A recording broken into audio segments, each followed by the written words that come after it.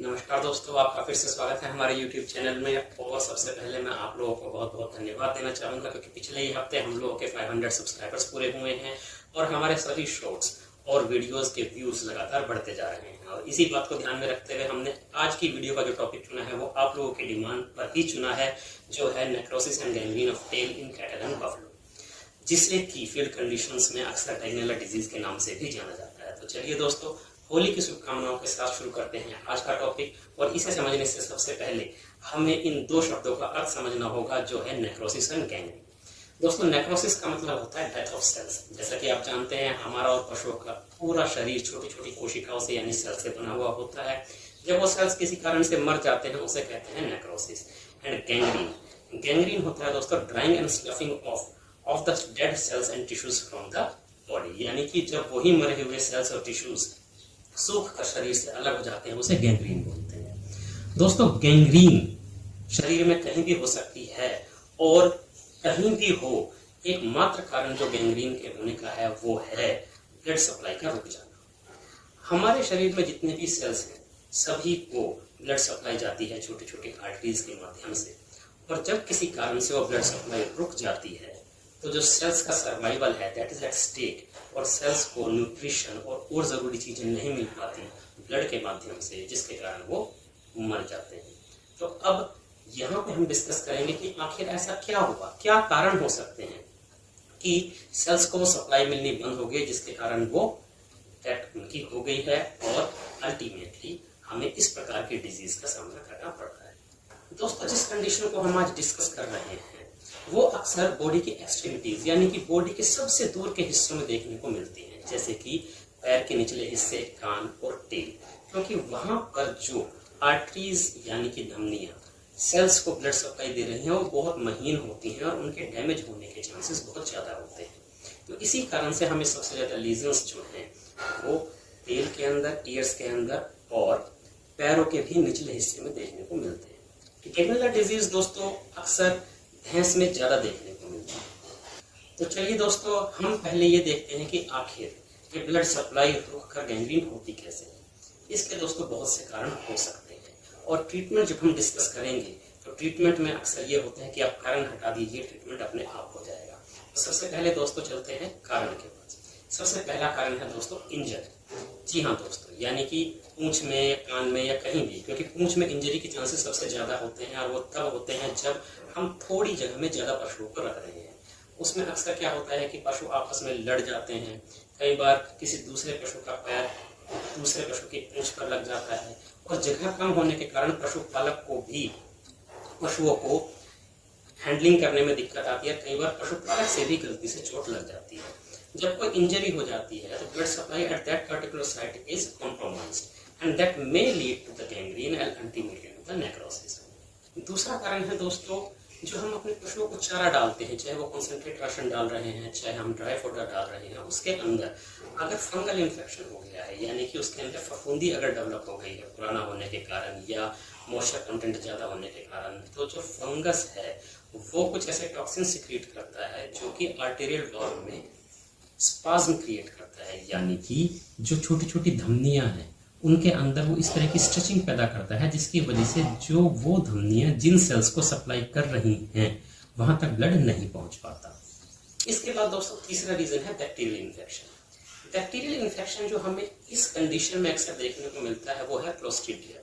Clostridium एक ऐसा bacteria है जो एक टॉक्सिन सिक्रीट करता है और उस टॉक्सिन की वजह से आर्टरीज जो है डैमेज होती है। जब आर्टरीज डैमेज होंगी तो जिन भी सेल्स को वो आर्टरीज सप्लाई कर रही हैं वहां तक ब्लड नहीं पहुंच पाएगा। इसके अलावा दोस्तों और भी रीजंस हो सकते हैं, जैसे कि सेलेनियम टॉक्सिसिटी, लेकिन ये रीजंस हमारे फील्ड कंडीशंस में अक्सर देखने को नहीं मिलते। उसके बाद हम चलते हैं कि ये सब शुरू कैसे होगा।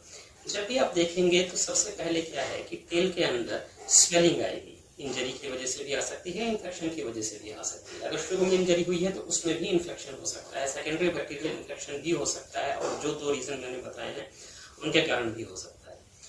तो दोस्तों उसके अंदर स्वेलिंग आने के बाद सबसे पहले तो थोड़ा सा हल्का हल्का उसके अंदर डिस्चार्ज होता रहेगा, फिर धीरे धीरे क्या होगा कि टेल की टिप जो है वो सूख जाएगी, सूखने रहेगी, आगे से सूखती रहेगी, पीछे वो स्वेलिंग बढ़ती रहेगी। और इस प्रकार से आपको पता चलेगा कि मेरे एनिमल के अंदर डेगनेला डिजीज हुई है। उसके बाद दोस्तों आते हैं ट्रीटमेंट पार्ट पर। ट्रीटमेंट पार्ट काफी ट्रिकी है दोस्तों, क्योंकि जैसा मैंने आपको बताया कि जो भी रीजन है, जो भी कारण आपको लगता है कि मेरे पशु में डेगनेला डिजीज इस कारण से हुई है, तो अगर हम वो कारण रिमूव कर देंगे तो डिजीज अपने आप ठीक हो जाएगी या आगे नहीं होगी। जैसे कि हम मान के चलें कि अगर आपको ऐसा लगता है कि मेरे चारे के अंदर कालापन है, उसके अंदर फफूंदी लगी हुई है, अगर आप वो चारा डालना बंद कर देंगे तो टॉक्सिसिटी जो है कम हो जाएगी और धीरे धीरे वो अपने आप में ठीक हो सकता है। इसके अलावा दोस्तों अगर क्लोस्ट्रीडियम इन्फेक्शन है, तो क्लोस्ट्रीडियम इन्फेक्शन में जनरली जो एंटीबायोटिक यूज हम करते हैं वो पेनिसिलिन यूज करते हैं। और इसके अलावा जो इंजरी है, इंजरी तो वैसे बाकी की दोनों कंडीशन में भी आपको लगेगी ही, लेकिन अगर शुरुआत इंजरी से हुई है और इसके अलावा भी जो भी लोकल इन्फेक्शन आपको देखने को मिल रहा है, जो भी वुंड है, वहां पर आप लोकल जो मरहम पट्टी करते हैं वो तो करेंगे ही, एंटीमाइक्रोबियल ऑइंटमेंट्स आप यूज करेंगे ही। इसके अलावा दोस्तों इन सभी इलाज का जो भी मैंने आपको ट्रीटमेंट बताया है मिला जुला असर है। दावे के साथ ये नहीं कहा जा सकता कि इस इलाज से ये ठीक हो जाएगा। अल्टीमेटली हमें जाना पड़ता है टेल एम्पुटेशन की तरफ, यानी कि पूंछ कटवानी पड़ती है। दोस्तों पूंछ कटवाने में भी थोड़ी ट्रिक है, क्योंकि जहां तक पूंछ गल चुकी है, जहां तक सूख चुकी है, उससे ऊपर गलनी शुरू हो चुकी है, उससे भी ऊपर से हमें पूंछ काटनी होगी। और अक्सर ऐसा देखने में आया है कि सभी सावधानियों का इस्तेमाल करते हुए जब हमने पूंछ काटी है तो वो उसके ऊपर और गलना शुरू हो गई है। ये अक्सर देखने में आता है दोस्तों, लेकिन इसमें डिस्करेज होने वाली बात नहीं है, क्योंकि अल्टीमेटली इलाज यही है। इसके अलावा दोस्तों जब भी हम पूंछ पर मरहम पट्टी कर रहे हैं और इलाज हमने कराया है तो उसके साथ सपोर्टिव थेरेपी हम दे सकते हैं, जैसे कि टिश्यू बोलस है, टिश्यू एड बोलस है, शिरोशोपेक्टेज बोलस है, जो कि जनरली टिश्यू हीलिंग में हेल्प करती हैं। इसके अलावा न्यूक्लियोटाइन पाउडर भी है। ये सभी सपोर्टिव थेरेपी हैं। ये मैं इन जनरल ट्रीटमेंट आपको इसलिए बताया है दोस्तों, क्योंकि अल्टीमेटली जो ट्रीटमेंट रिकमेंडेड है वो टेल एम्पुटेशन यानी कि पूंछ को काटना ही है। लेकिन एक इलाज और है दोस्तों, जब भी आपको ऐसा लगे कि अब कोई ऑप्शन बचा नहीं है और मुझे पूंछ कटवानी ही पड़ेगी, तो उससे पहले आप ये इलाज जरूर करके देखिए, जो है दोस्तों पाउडर क्यूराडाइन 150 ग्राम्स। इस पाउडर को दोस्तों आप 10 ग्राम दिन में एक बार रोजाना 15 दिन तक खिलाइए, और इसे खिलाने के बाद भी अगर डेगनेला डिजीज क्योर नहीं हो रही है, then you can go for tail amputation, यानी पूंछ अब तभी कटवा। बस आपसे ये गुजारिश है कि पूंछ काटने की कंडीशन में पहुंचने से पहले आप क्यूराडाइन पाउडर एक बार जरूर इस्तेमाल करें। दोस्तों आज की वीडियो बहुत छोटी सी है, क्योंकि कंडीशन सिर्फ एक ही है, और इसी के साथ आज की वीडियो में समाप्त करना चाहूंगा। और समाप्त करने से पहले आपसे ये कहूंगा कि होली एंजॉय कीजिए, सिर्फ होली एंजॉय कीजिए, लेकिन पशुओं को रंग ना लगाएं। खास तौर पे जो हमारे बेसहारा पशु गली में घूमते रहते हैं उन्हें रंग ना लगाएं। अपने पालतू या अपने घरेलू पशुओं को भी आप रंग ना लगाएं। हम लोग होली पे एक दूसरे को रंग लगाते हैं, रंग लगाने के बाद हम दोपहर बाद अपने आप को अच्छी तरह साफ करते हैं, लेकिन दोस्तों पशुओं को जो रंग लग गया उन्हें कोई साफ नहीं करता। अगर आप लगाते हैं और ये जिम्मेदारी ले सकते हैं कि उसे भी साफ करेंगे, तो आप भावुक होकर रंग लगाए, अन्यथा ना लगाए।